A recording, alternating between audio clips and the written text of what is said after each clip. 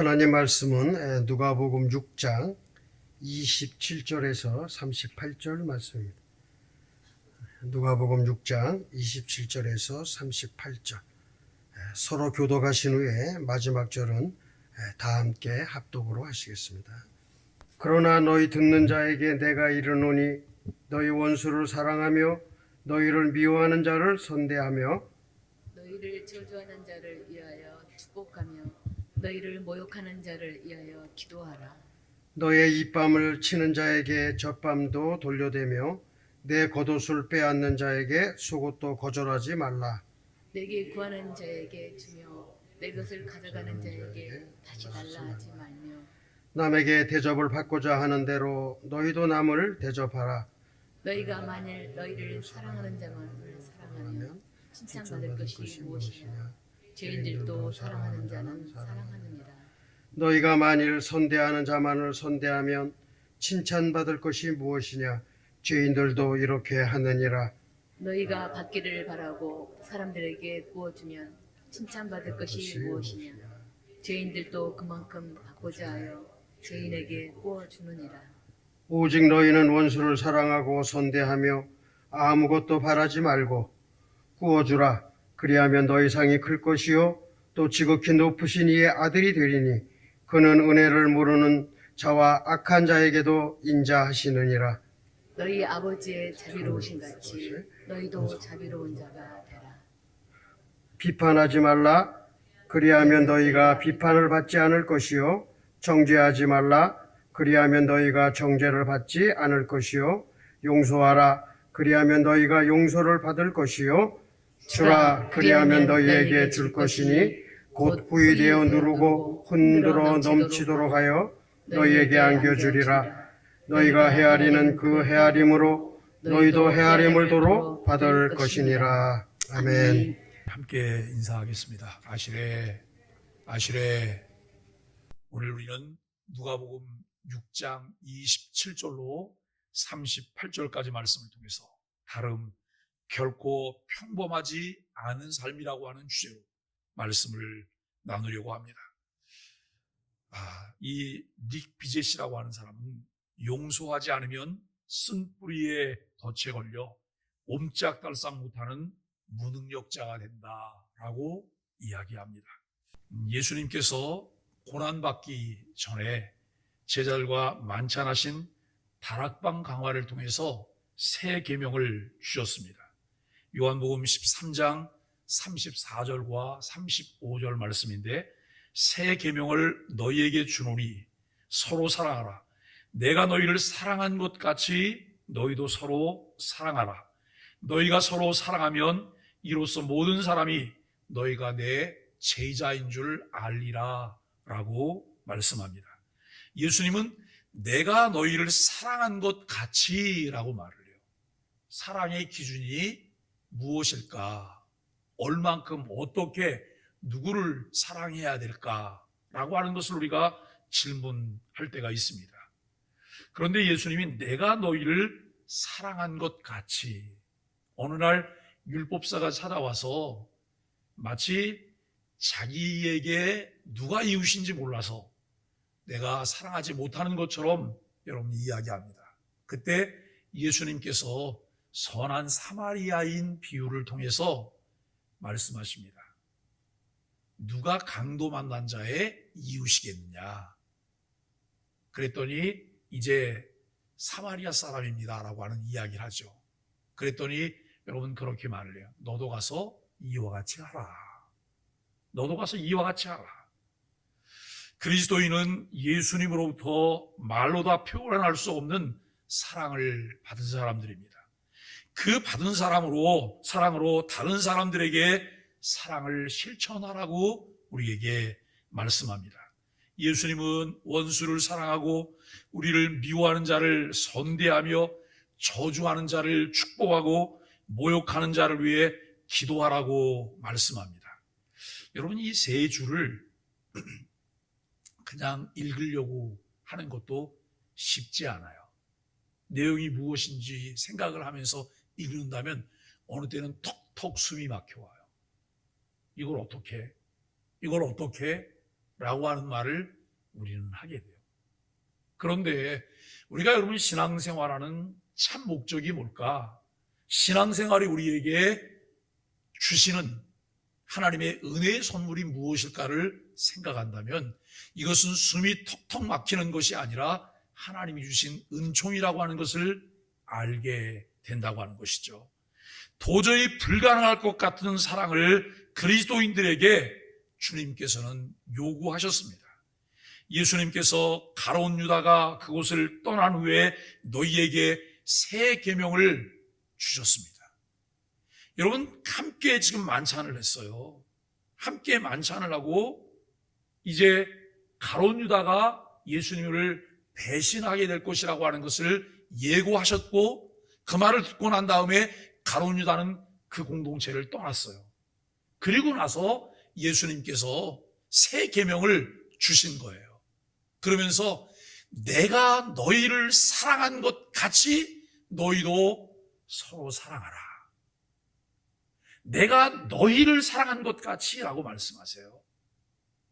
예수님은 모든 사람이 이와 같은 사랑을 하게 될 것이라고 생각하지 않으셨던 것 같아요. 너희라고 말씀하세요. 여기 너희는 예수님의 성품과 사역을 따라가기 위해 부름받은 제자들입니다. 예수님께서 다른 사람들에게 하시는 말씀이 아니라 하나님의 은혜를 입은 사람들에게 하시는 말씀입니다. 구하는 자에게 주고 대접받고자 하는 대로 대접하며 대가 없이 구워주라고 말씀하십니다. 남을 비판하지 않고 용서하면 우리도 비판받지 않고 용서받는다 말씀하십니다. 그리스도인을 박해하는 자들은 마음으로 미워하다가 말로 저주하고 모욕하기 시작합니다. 우리 사회에 그리스도인들을 모욕하고 저주하는 자들이 참 많이 있습니다. 그들은 그리스도인들에게 적대감을 가지고 온갖 비방을 다하지만 맞대응하지 않고 그들을 위해 기도하고 축복하라고 말합니다. 그러니까 여러분, 우리는 때로는 이렇게 해요. 누군가 우리에게 수치감을 안기고 모욕하고 그리고 비방하고 욕할 때 맞대응하지 않아요. 맞대응하지 않는다고 하는 것만으로도 굉장한 것을 하고 있는 거예요. 그런데 주님은 거기에 머물라고 하지 않아요. 그를 위해 축복하라. 그를 위해 기도하라. 다 같이 한번 따라해 주세요. 인간이 아니지. 인간이 아니죠. 정말 인간이 아니에요. 주님께서 우리에게 요구하시는 것은 뭐냐면 이것이에요. 너희도 신의 성품에 참여하라. 너희도 신의 성품에 참여하라. 예수 그리스도의 성품을 가진 자가 되라. 그리스도의 사역을 따라가라 라고 하는 이런 말씀을 우리에게 하십니다. 그들이 뺨을 치는 등의 폭력을 행할 때에도 겉옷 등의 재산을 빼앗을 때에도 그리스도인은 선으로 악을 이겨야 한다라고 말을 해요.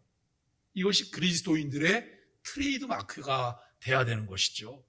그리스도인의 원수들에게도 황금률을 적용하여 내가 그들에게 원하는 선한 행동을 그들에게 베풀어야 돼요. 여러분, 오늘 본문의 내용과 유사한 내용이 마태복음 7장에도 나와요. 그것을 우리는 황금률이라 그래요.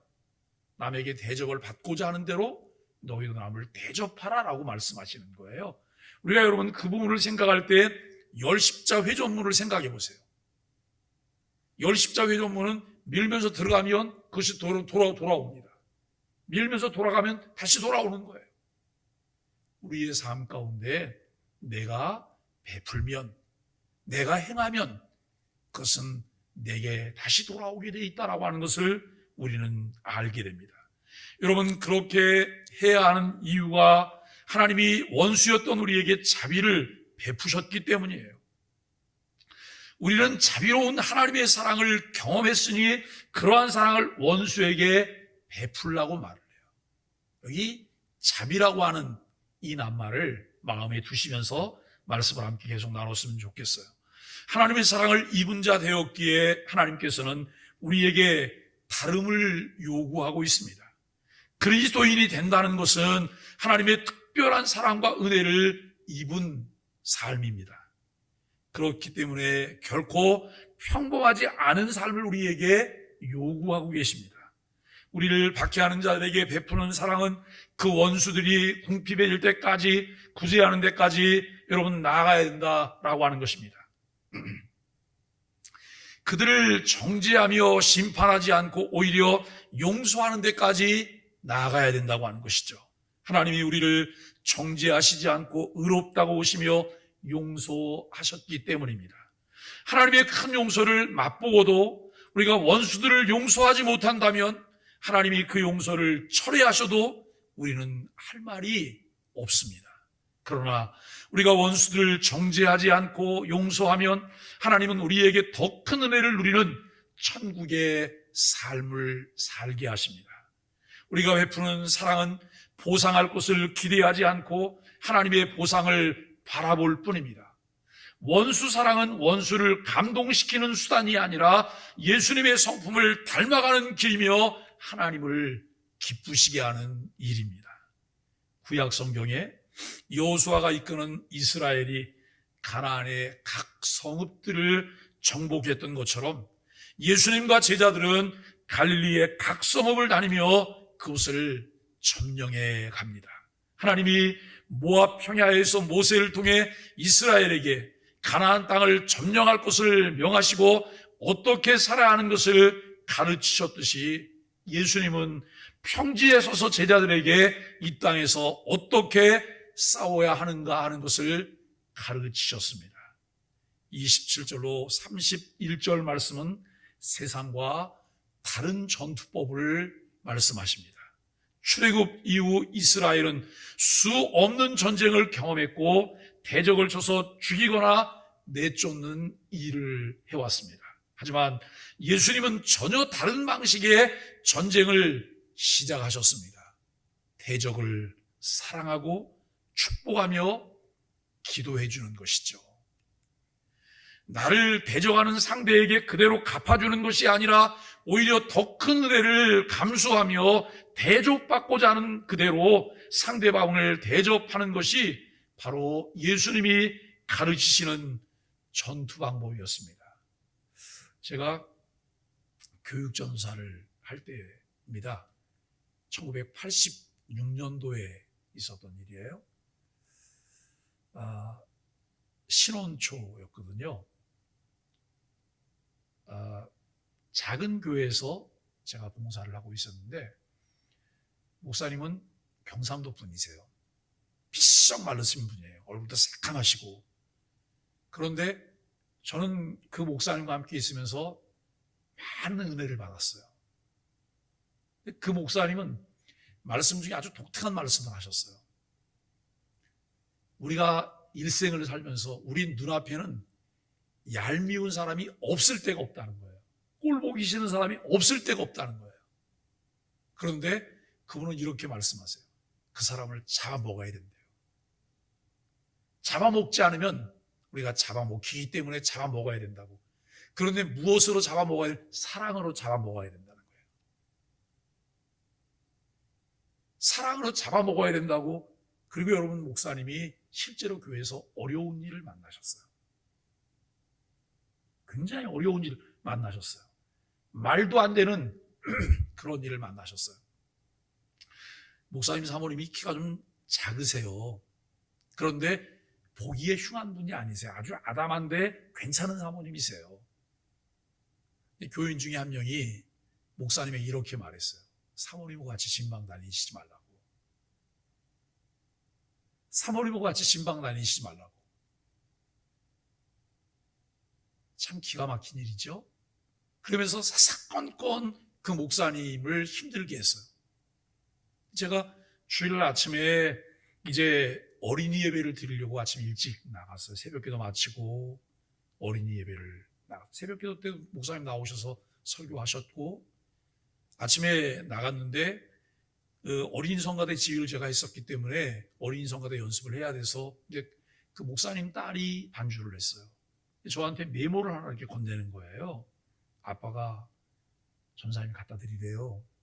그래서 제가 봤어요. 그랬더니 뭐라고 써있는, 전도사님 아무 소리 하지 말고 11시 예배 인도하세요. 주일 안예배를 인도하라는 거예요. 이게 도대체 무슨 일이냐. 근데 아무 말도 하지 말고 인도하라 그러니까 궁금한데 아무에게도 묻지 않고 11시 예배를 인도했어요. 그런데 그 일 이후에 목사님은 교회를 떠나셨어요. 그 목사님이 그 교회 오시기 전에 경기도 포천에서 목회를 잘하고 있는 목사님을 여기 교인들이 여러 명이 가셔서 그 목사님을 모셔온 거예요. 우리 교회 와서 목회해달라고. 그리고는 결국 그 목사님은 떠나셨어요. 그랬더니 교인들 중에 일부가 이렇게 얘기를 했어요. 목사님, 우리 함께 새로운 개척을 합시다. 그랬더니 이 목사님 뭐라고 말씀하시냐면, 새로운 개척을 하는 것은 교회를 찢자고 하는 것 아닙니까? 그리스도의 몸을 찢어내는 것이기 때문에 나는 그것을 할 수가 없습니다. 그리고 그분은 한국에 머물지 않고 미국으로 이사를 가버리셨어요. 여러분, 여러 해가 지나고 난 다음에 그분이 하나님의 나라 가셨어요. 워싱턴에서 목회를 하시다가 하나님의 나라 가셨어요. 저는 그분이 메시지를 통해 사셨던 말씀들이 늘 생각이 나요. 사랑으로 잡아먹어야 된다고. 그렇지 않으면 눈에 보기 싫은, 정말 꼴 보기 싫은 사람은 늘 있을 수밖에 없다라고 하는 말씀을 하세요. 여러분, 우리는 나를 대적하는 상대에게 그대로 갚아주는 것이 아니라 오히려 더 큰 손해를 감수하면서 대접받고자 하는 그대로 상대방을 대접하는 것이 예수님이 가르치신 전투 방법이라고 하는 거예요. 우리의 본성으로서는 도저히 이해되지 않지만 실제로 이 방법으로 교회는 로마 제국을 정복했습니다. 세상이 폭력으로 교회를 박해할수록 교회는 더욱 강성해졌습니다. 사랑과 축복이 세상을 이기는 필승의 무기입니다. 32절로 35절은 칭찬과 상을 받는 법을 말씀합니다. 예수님은 제자들이 세상과 다른 방법을 사용해야 함을 강조하시기 위해 죄인들도 그렇게 해야 한다라고 하는 말씀을 3번 반복하셨습니다. 다윗이 사울의 갑옷과 칼과 창이 아니라 물맷돌만을 손에 든 채 만군의 여호와 이름으로 싸웠던 것처럼 우리가 세상의 방식을 사용한다면 승리할 수가 없습니다. 예수님은 원수를 사랑하는 방식으로 세상과 싸울 때 하나님이 상을 주신다고 말씀하셨는데, 이를 여호수아 시대의 표현으로 바꾼다면 기업을 얻을 것이라 라고 말씀하고 있는 것입니다. 마치 여리고성 주변을 도는 것만으로 그 성을 차지했던 것처럼 성도는 사람의 사고로는 이해할 수 없는 방식을 사용할 때 승리할 수 있습니다. 은혜를 모르는 자와 악한 자에게도 인자함을 베푸시는 하나님의 권능이 예수님을 닮은 모습으로 살아가는 그리스도인들에게 나타나야 할 것입니다. 결국 세상은 정복당하게 되는 것이죠. 36절로 38절은 승리가 보장된 이유를 말씀하고 있습니다. 세상과 다르게 살기 위한 가장 확실한 방법은 바로 주님을 롤모델로 삼는 것입니다. 누가복음은 마태복음의 산상수훈에 기록된 온전함 대신 자비로우심을 언급하고 있습니다. 마태복음 5장 48절에 보면 산상수훈을 말씀하시던 예수님께서 하나님 아버지의 온전하심과 같이 너희도 온전하라 라고 말씀하세요. 그런데 오늘 여기 36절에서는 자비로우심을 언급해요. 하나님이 자비로우신 것 같이 그분 형상을 닮은 우리도 자비로워야 한다라고 하는 거예요. 여러분, 예수 믿는다고 하는 것은요, 내가 주체가 되는 게 아니에요. 예수 그리스도를 믿는다고 하는 것은 나는 녹아 없어지는 거예요. 내 안의 주인이 예수님 되시고 그 예수님께서 늘 운전하시고 가시는 대로 우리는 따라만 가는 거예요. 이것이 그리스도인의 삶이에요. 그런데 우리는 예수님을 부리려고 해요. 내가 예수님을 사용하려고 해요. 날마다 어떻게 하면 우리가 참 하나님의 자비하심처럼 우리도 자비로운 삶을 살 수 있을까요? 우리가 하나님과 원수되었을 때 하나님은 예수님을 십자가에 내어주심으로 우리를 자녀 삼아 주셨습니다. 우리는 하나님의 십자가 사랑으로 낳으신 존귀한 자녀입니다. 하나님처럼 자비로우라고 하는 말씀은 불가능한 명령이 아님을 우리가 알게 됩니다. 하나님이 죄인된 우리를 사랑할 수 있는 존재로 변화시켜 주시기 때문입니다. 하나님으로부터 받은 이 사랑이 이웃과 세상도 변화시킵니다. 그러기에 우리가 피해야 할 두 가지는 비판과 정죄라고 하는 것을 37절에서 말씀하고 있어요. 우리가 비판하고 정죄하는 것이 아니라 이해하고 그리고 용서하는, 수용하는 이런 일들이 우리에게 필요해요. 그리고 여러분 반대로 두 가지는 38절에서 용서와 증여라고 하는 거예요. 용서하라고 말을 해요. 주께서 나를 용서하심처럼, 주께서 나를 받아주신 것처럼 우리도 그렇게 하라는 거예요. 왜요? 내 안에 주님이 주인이시기 때문에 그분이 주인 노릇하게 해드리라는 거예요. 그리고 증여하라는 거예요. 인색하고 남의 것을 갈취하고 착취하는 그런 삶이 아니라 더불어 살아가는 삶을 우리에게 말씀합니다.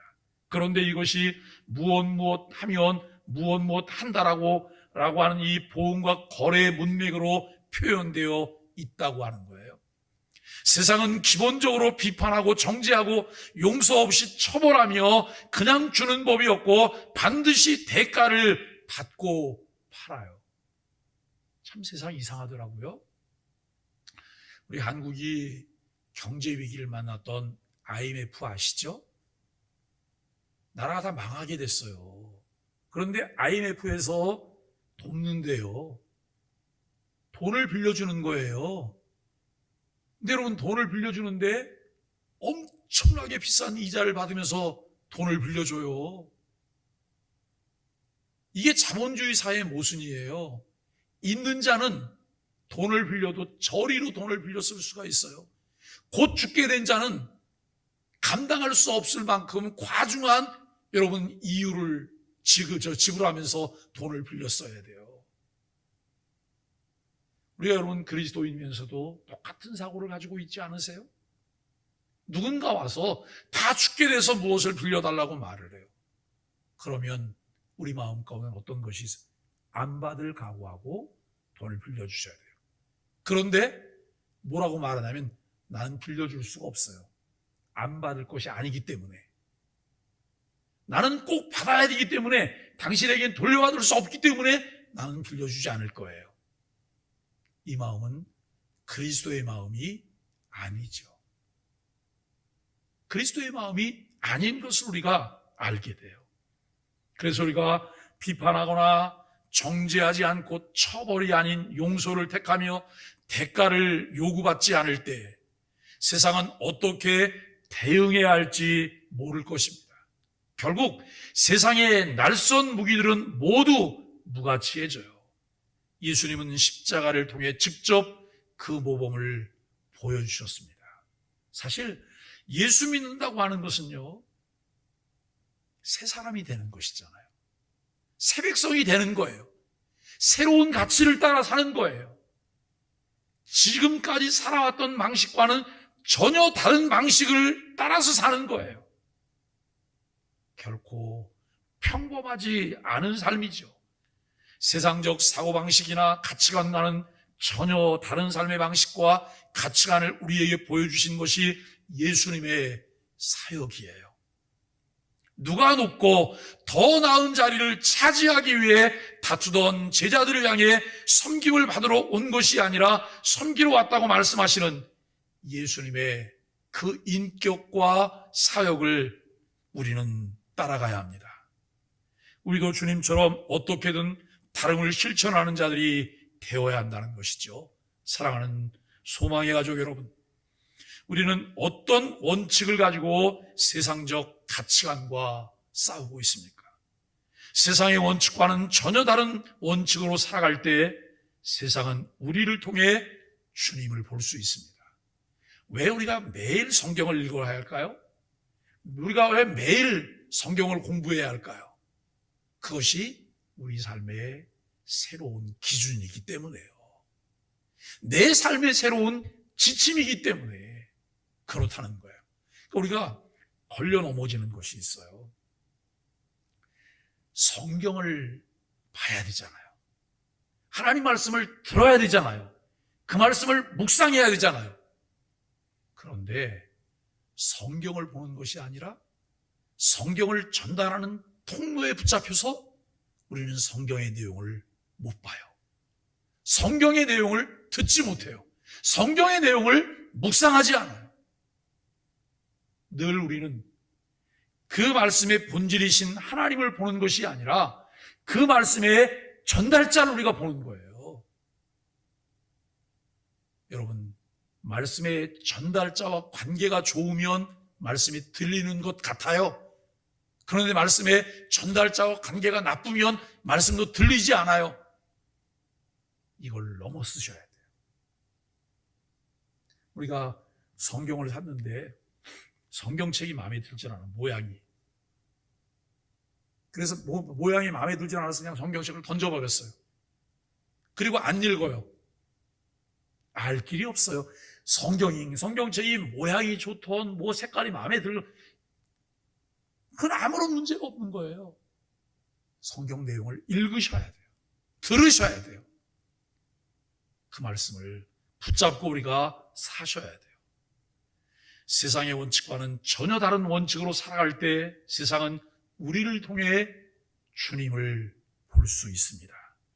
마태는 마태복음 5장 16절에서 이같이 너희 빛을 사람 앞에 비치게 하여 그들로 너희 착한 행실을 보고 하늘에 계신 너희 아버지께 영광을 돌리게 하라고 말씀합니다. 여러분, 제가 우리 교회에 부임한 지 5년이 됐어요. 5년 사역을 하면서 굉장히 좀 다른 행보를 보이는 분들이 있어요. 그것이 뭐냐면 교회가 일상적으로 많이 들었던 주일 성수를 하십시오, 기도하십시오, 그리고 뭘 하십시오, 헌금 생활하십시오, 헌신하십시오, 이 말을 제가 그렇게 많이 하지 않는다는 거예요. 우리는 그것을 통해서는 특별 복을 받으려고 해요. 그것을 하면 복을 받는다고 생각해요. 그런데 우리가 예수 그리스도를 통해 구원받은 하나님의 자녀들이라면 우리가 마땅히 해야 될 것이 무엇일까요?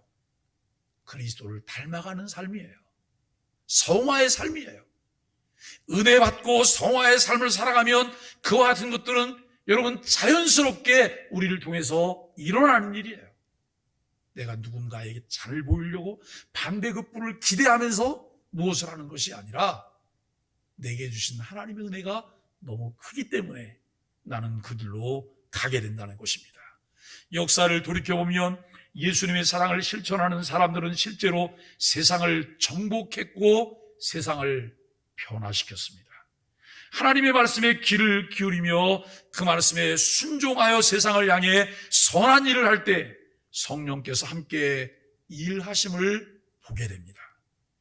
우리 역시 동일한 성령님을 모시고 있고 동일한 법칙으로 세상을 살아가도록 도전받고 있습니다. 주님의 권능으로 세상의 방식과는 전혀 다른 삶을 살아가는 귀한 성도들이 되기를 기도합니다. 복수는 하나님께 속했음을 겸손히 인정하는 가운데 원수를 사랑함으로 선으로 악을 이기는 것이 원수를 향한 그리스도인들의 도리라라고 하는 것을 우리가 생각합니다. 그리스도인은 성령의 능력으로 이 어려운 사랑을 실천해서 그리스도의 제자로서 살아가야 합니다. 참 그리스도인의 삶은 구원회로 부름을 받은 사람들이 점진적 성화의 삶을 추구하며 사명회로 부르심을 인식하며 성경의 가르침을 따라 예수님의 성품과 사역을 따라가는 삶입니다. 이번 송년 특세를 통해 아무든지 나를 따라오려거든 자기를 부인하고 자기 십자가를 지고 주님을 따르라고 하는 말씀에 마음을 담으며 결단하는 복 있는 소망의 가족들이 되시기를 예수 그리스도의 이름으로 간절히 축복합니다. 기도합니다. 주님, 남에게 대접을 받기를 바라면서도 남을 대접하는 데는 인색한 우리를 용서하여 주옵소서. 자비로우신 하나님 아버지를 닮은 자비로운 자녀로 살아가기 원합니다.